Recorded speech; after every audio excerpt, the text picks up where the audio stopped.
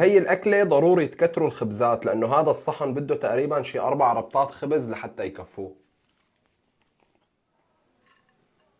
اليوم الأكلة على طلبكم سهلة وبسيطة وسريعة وما فيها لحم وما فيها دجاج وبتطلع معكم أكتر من ذهب.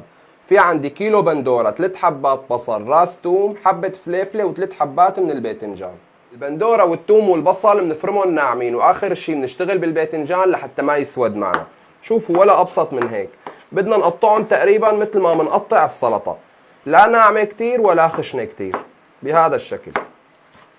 هيك خلصنا فرم البندورة. هلا بنقيمها على جنب وبنفرم البصل. بسم الله. البصل شرحات او مكعبات، الطريقة اللي بترتاحوا فيها فرموا فيها، ما في اي مشكلة يعني. انا اذا بشم ريحة البصل من كيلومتر بدمع عيوني، يعني هي الشغلة مو بايدي. توم بنفرمه شرحات، ما بندقه دق لحتى ما يفقد النكهة تبعه وقت بدنا نحمصهم بالزيت. الباذنجان بنقشر طرف وبنترك الطرف الثاني لحتى تطلع بشكل مرتب وقت بدنا نقدم الاكلة تبعنا. ولا ابسط من هيك، بهذا الشكل. ناخذ طرف وبنترك طرف. تقطيع الباذنجان فينا نقطعها دوائر وفينا ناخذها شرحات. انا بدي اخذها شرحات. اول شيء بنقسم الحبة بالنص وبنشرح النص اللي قطعناه، يعني تقريبا بناخذها 4 اقسام، ما بدي لا رققها كتير ولا سمكها كتير. وهلا بنرجع بنقسمها بالنص بهذا الشكل. ولا ابسط من هيك. هيك بدي اياها تطلع معكم. نملح الباذنجان وبنعمل لهم تقليبه وبنخليهم على جنب لبين ما يحمى الزيت تبعنا، بيكونوا طالعوا المي تبعهم. بسم الله. نعمل لهم شويه ملح وبنقلبهم. حمي الزيت عنا. هلا بننزل الباذنجان اول باول، واهم شيء نتاكد انه نشفنا حبات الباذنجان من المي. بسم الله الرحمن الرحيم. ولا ابسط من هيك. هذا اللون 100%. بنصفيهم من الزيت وبنقيمهم على صحن وبنقلي كل حبات الباذنجان بنفس الطريقة ونفس اللون. يا سلام على الرواق والمناظر اللي بتشهي القلب. هلا فيكم تشتغلوا بزيت النباتي بس اصولها نساويها بزيت الزيتون، لهيك نحن رح نساويها على اصولها ونستخدم زيت الزيتون. بسم الله.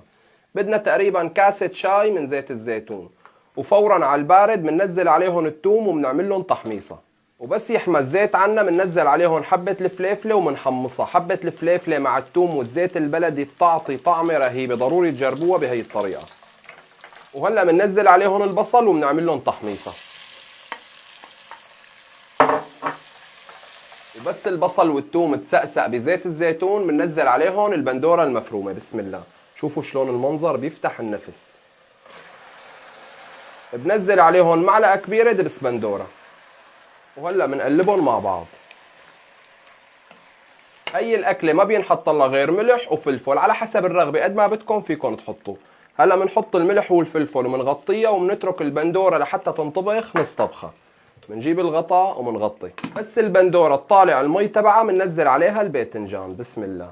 هلا بننزل الباذنجان وبنعمل لها تقليبه وبنهدي عليها الغاز وبنتركها ربع ساعه لحتى تستوي على راحتها. شايفين لي ما شاء الله على هاللون والمنظر بيفتح النفس. هي الأكلة لتعديل المزاج وبدون لحم وبدون دجاج. شوفوا ما شاء الله على هالمنظر اللي بيفتح النفس. فورا على السكب. بسم الله الرحمن الرحيم. وهلا بنزين وشها بالبقدونس وبنتركها لحتى تبرد. كل ما كانت باردة بناكل أكلة أكثر من ذهب. بسم الله. شوفوا ما شاء الله على هالمنظر اللي بيفتح النفس. يا هيك الأكلات يا أما بلا.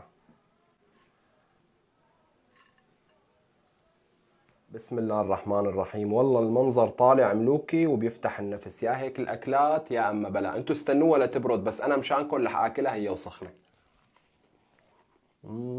هي الاكله ضروري تكتروا الخبزات لانه هذا الصحن بده تقريبا شي 4 ربطات خبز لحتى يكفوه.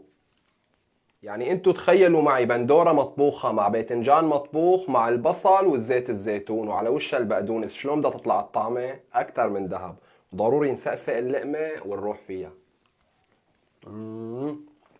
هي الأكلة ضروري تجربوها.